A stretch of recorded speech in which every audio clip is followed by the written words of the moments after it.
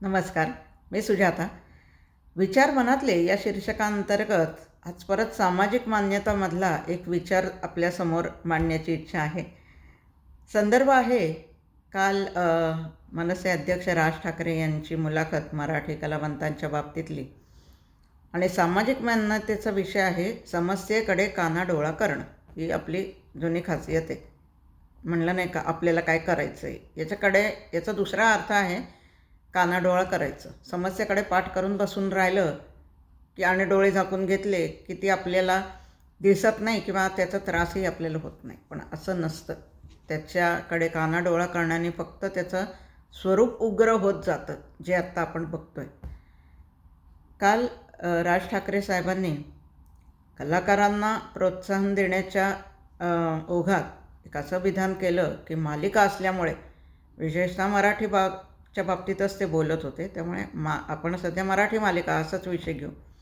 मालिका असल्यामुळे बाहेर ज्या समस्या आहेत त्याच्याकडे लोकांचा कानाडोळा होतो किंवा मालिकांमध्ये त्यांना गुंगून ठेवलं जातं. म्हणजे ते लोक इतके गुंगतात की बाकीच्या गोष्टींकडे त्यांचं लक्ष जात नाही, असं थोडा त्याचा मतितार्थ होता. पण या मालिकांमध्ये जी सांस्कृतिक अराजकता ते माजवत आहेत त्याच्याकडे राज ठाकरे यांनी पाहिलं आहे का कधी? डेफिनेटली त्यांनी त्या मालिका कधी बघितलेल्याच नसणार आहेत. नाहीतर तो जो टोलच्या विरोधात ते दंडुका उगारतात ना, तोच दंडुका यांच्या विरोधात उगारतील ते. ज्या वेळेला त्याच्यात काय दाखवतात किंवा काय चित्र निर्माण करतायत हे जेव्हा ठाकरे साहेबांना कळेल तेव्हा मला नाही वाटत या गोष्टींचं ते समर्थन करतील.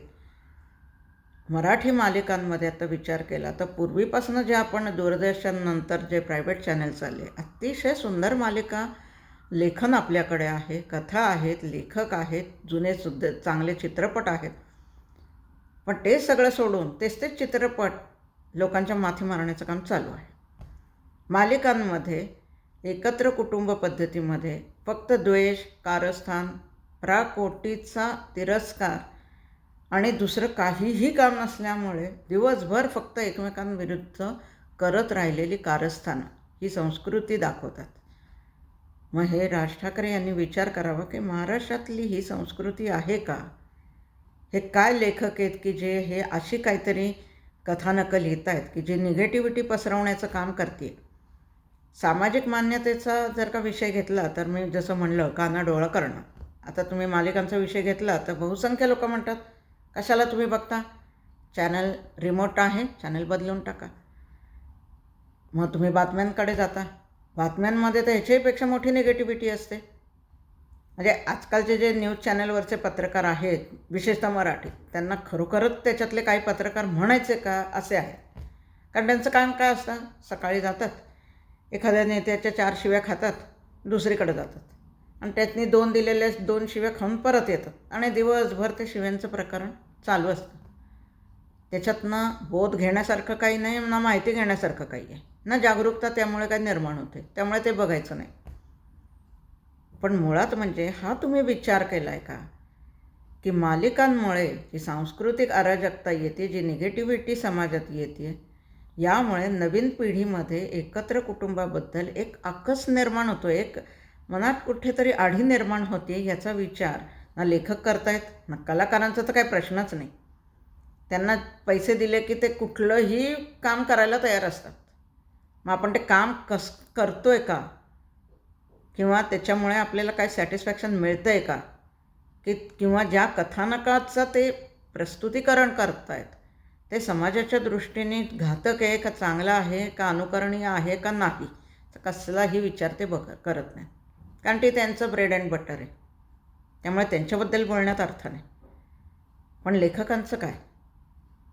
जो लेखक असं लिहितोय की पोळी लाटणारी बाई मूर्ख असते पण दुसऱ्याचा नवरा लाटणारी बाई ही जास्त हुशार आहे, ही कुठली संस्कृती आली? आपल्या मैत्रिणीचा नवरा लाटण्यासाठी वाटेल त्या थरापर्यंत जाऊन एक मुलगी जेव्हा प्रयत्न करताना दाखवतात, त्यामध्ये तिची मैत्री, विश्वास पूर्णपणे धुळीला मिळालेलं असतं. स्वार्थाने इतकी आंधळी झालेली असते की तिची आईसुद्धा तिला न समजवता ह्या अशा गोष्टींसाठी जेव्हा सपोर्ट करायला लागते की कर बाई, तुला काय वाटेल ते कर. तुझ्या मैत्रिणीची मैत्री किंवा तो विश्वास सगळं गेलं चुलीत तिथं. तुला जे पाहिजे ना, तुझा स्वार्थ साध्य करण्यासाठी मी पण तुला वाटेल ती मदत करायला तयार आहे. ही आई असते, ही आजी असते.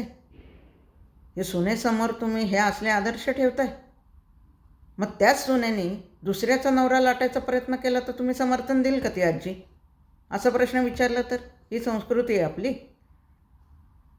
आपण काय दाखवतोय, चित्रपट असू दे किंवा मालिकांमधून काय दाखवतोय याचा जरा तरी काय विचार कराल का नाही? का सगळंच वाचनात गुंडाळून ठेवलं आहे तुम्ही? पूर्वी काय चांगल्या मालिका नव्हत्या? अगदी आत्ता काही वर्षांपूर्वीचे विचार केला तर स्मिता तळवलकर यांचे अतिशय उत्कृष्ट चित्रपट आहेत. आत्तासुद्धा काही मराठी चित्रपट अतिशय चांगल्या कथानकच आहेत. तसंही हिंदीवरनं तुम्ही ढापतातच ना कथानकं. काय काय तर नावासकट गेटअपसुद्धा ढापता. जसंच्या तसं उचललेलं असतं मराठीत कित्येक वेळेला. अरे मग मराठी चित्रपट जे आपलेच आहेत, जे आपलीच कथानकं आहेत, त्यांच्यातल्या कल्पना घ्या, त्याच्यातनं चांगल्या कलाकृती निर्माण करा. पण ते नाही. त्याच्यापेक्षा फक्त कारस्थानं दाखवण्यातच हे गुंग आहेत. कारण कथानकामध्ये कारस्थान आलं तरच रंजकता येते असं काहीतरी दाखवण्या म्हणजेच ती रंजकता आली आणि त्याच्यामुळेच करमणूक होते. हा एक भला मोठा गैरसमज चॅनलच्या निर्मात्यांमध्ये आहे आणि तोच त्यामुळे त्यांनी त्या निर्मात्याच्या डोक्यात घातलेला आहे. कारण प्रेक्षक कधी आम्हाला हे नको आहे हे सांगण्याचं धाडस करत नाही आहेत. म्हणून आज केवळ कालच्या भाषणाचा संदर्भ घेऊन कृपा करून अशा मालिकांचं समर्थन राज ठाकरे यांनी करू नये. या उलट मी म्हणेन की एकमेव तुम्ही नेते असे आहात की महाराष्ट्रामध्ये फक्त महाराष्ट्राच्या दृष्टीने आपण विचार केला तर ज्या काही सामाजिक कुठे समस्या आहेत, कुठे ज्या चुकीच्या गोष्टी घडत आहेत, जिथं जागरूकता निर्माण होण्याची गरज आहे तिथं तुम्ही पोटतिडकीने बोलता. तीच जागरूकता तुम्ही या विषयामध्ये पण दाखवावीत. तुमचा तो टोलचा जो दंडूक आहे ना तो जरा थोडा इकडं पण फिरवा अशी प्रामाणिक विनंती आहे. कारण याच्यामुळे आमच्यासारख्या प्रेक्षकांना एक चांगलं कथानक, एक चांगल्या कलाकृती बघण्याचा योग येऊ शकेल. कारण महत्त्वाचं असं आहे आपण दोन्ही गोष्टी घेतल्या, बातम्या असू देत किंवा मालिका असू देत. आता दुसरा विषय घेतला तर मध्यंतरी मोदीजींनी नवीन संसदेच्या इमारतीचं उद्घाटन केलं, अगदी विधिवत पूजा वगैरे करून. पण ही आपली संस्कृती झाली की आपण कुठल्याही चांगल्या गोष्टीची सुरुवात ही अशा प्रकारे करतो, पूजा करून, एक देवांचे आशीर्वाद घेऊन. ही आपली संस्कृती आहे. पण त्यांनी संसदेचं पावित्र्य राखलं जाणार नाही आहे. ते राखण्याचं काम तिथे येणाऱ्या लोकप्रतिनिधींचं आहे. पण रोज उठून शिव्याशाप देणारे आणि वाटेल ती बरळणारे लोक जर का लोकप्रतिनिधी म्हणून संसदेत जाणार असतील तर त्या पूजा अर्चेला काय अर्थ राहतो का? ते पावित्र्य तिथं ठेवलं जाणार आहे का राखलं जाणार आहे का त्याचं जतन केलं जाणार आहे? तुम्ही नवीन पिढी पुढे काय आणि कसले आदर्श ठेवताय? मग मालिकेच्या संदर्भातनं असू दे किंवा नेत्यांच्या संदर्भातनं त्यांची जी वागणूक समाजामध्ये दिसते त्याला कुठेतरी विरोध करा. जनता ही कानाडोळा करून करून आता इतकी सराईत झालेली आहे की त्यांना कुठल्याच गोष्टीचं काही वाटत नाही. पण राज ठाकरे यांच्यासारखे काही नेते आहेत की जे एकमेव आहेत जे निदान या गोष्टींविरुद्ध बोलतायत, तरी त्यांच्या बोलण्यातून त्यामागची त्यांची जी भावना असते, ज्या प्रामाणिक भावना असतात ते खूप चांगल्या प्रकारे ते व्यक्त करतात. मग ही जी सांस्कृतिक अराजकता ते माजवत आहेत निर्माते, त्याबद्दल पण बोलावं. शिवाय नेत्यांच्याबद्दल किंवा त्यांच्या वागणुकीबद्दल आपण वेळोवेळी बोलतच असतात, त्यामुळे त्याच्याबद्दल वेगळं सांगण्याची काही गरज नाही. पण तिथं गरज आहे प्रेक्षकांनी आणि लोकांनी लोकप्रतिनिधींच्या बाबतीत आणि या मालिकेच्या बाबतीत थोडक्यात आपल्या संस्कृतीच्या बाबतीत जागरूक राहणं गरजेचं आहे. एकत्र कुटुंब पद्धती जवळपास संपत आली. पण ऑफिसमधनं माणूस जेव्हा घरी येतो, एखादी व्यक्ती घरी येते, आत्ता कॉम्पिटिशन बाहेर इतकी आहे की तरुण मुलांना शिक्षणामध्ये कॉम्पिटिशन आहे, पुढे गेलं की उच्च शिक्षणात आहे, त्याच्यानंतर नोकरीत आहे, नोकरीतसुद्धा वेगवेगळ्या राजकारणांना त्यांना तोंड द्यायचं असतं. अशा वेळेला दमून भागून थकून जेव्हा जीव घरी येतो त्यावेळी जेव्हा एक चांगली कलाकृती समोर दिसत असेल तर दिवसभराचा शीण त्याचा एका क्षणात निघून जाईल. पण घरी आल्यावर सुद्धा तीच निगेटिव्हिटी समोर येत असेल तर मग काय उपयोग आहे त्याचा? ही करमणूक नाही, ही आपली संस्कृती नाही.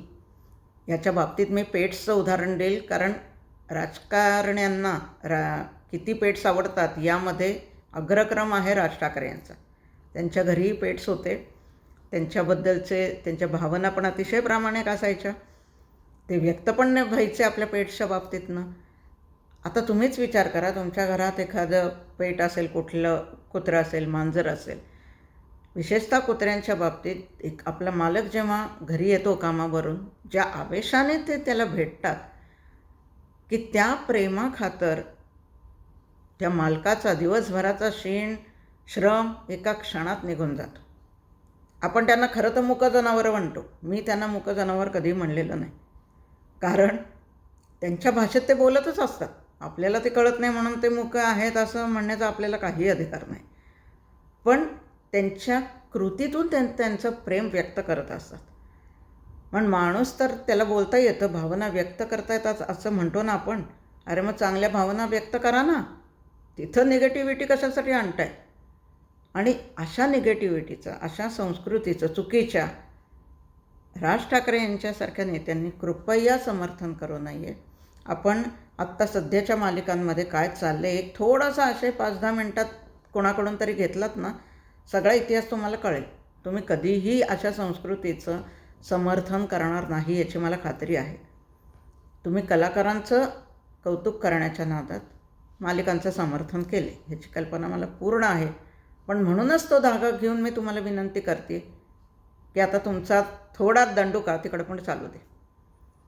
आणि शिवाय ही जनतेची पण जबाबदारी आहे की आत्ता कुठेतरी व्यक्त होऊन आता हे बास करा. आपापसातले हेवे दावे किंवा कारस्थानं, एकमेकांबद्दलचा पराकोटीचा तिरस्कार हा आपल्याला फक्त विनाशाकडे घेऊन जाणार आहे. इथे प्रगती नाही. हा प्रगतिशील महाराष्ट्र नाही. समृद्ध, सुशिक्षित तर अजिबातच नाही. ही आपली प्रतिमा तुम्ही चुकीची दाखवताय, ती ताबडतोब बंद करणं गरजेचं आहे. थोड्या भागांच्या मालिका बनवा, पण ज्या सुंदर बनवा की ज्याची आठवण ठेवून परत परत ते बघावेशा वाटतील. अगदी मध्यंतरीच्या काळात दिल दोस्ती दुनियादारी आली होती मालिका. एक वेगळाच विषय होता. 5 तरुण एकत्र राहत आहेत. त्याच्यात कुठेही फारसे हेवे दावे वगैरे काही नव्हतं. खूप सुंदर नातं त्यांचं निर्माण घेतलं होतं. जरी ते मुलं मुली एकत्र असले तरी. मग अशाही मालिका चालतातच की. त्याच्यासाठी तुम्हाला हेवे दावे कारस्थानं दाखवायची गरज नाही आहे. कारण या मालिकांमध्ये घरातलेच लोक कायदा हातात घेऊन नायक असू दे किंवा नायिका ज्याच्या विरोधात ते आहेत त्यांना संपवण्याचा प्रयत्न करण्यापर्यंत, म्हणजे खून करण्यापर्यंत त्याच्यासाठी कुठलीही पातळी गाठली जाते आहे एवढं दाखवताय तुम्ही. त्यामुळे या मालिकांच्या जगात पोलीस, कायदा, न्यायव्यवस्था वगैरे असं कुठंतरी भिरकावून दिलेलं असतं की ज्याची त्यांना भीतीच नसते. त्यांना काहीही वाटत नाही कायदा हातात घेताना. हे चित्र अतिशय चुकीचं दाखवत आहेत. त्यामुळे कृपा करून ह्या असल्या गोष्टींचं समर्थन करू नये. त्याच्या बाबतीत जागरूकता निर्माण होणं गरजेचं आहे. तिथं बोलणं गरजेचं आहे. तिथं बोला कृपा करून. आणि ही सांस्कृतिक अराजकता थांबवा ही एकच विनंती आहे.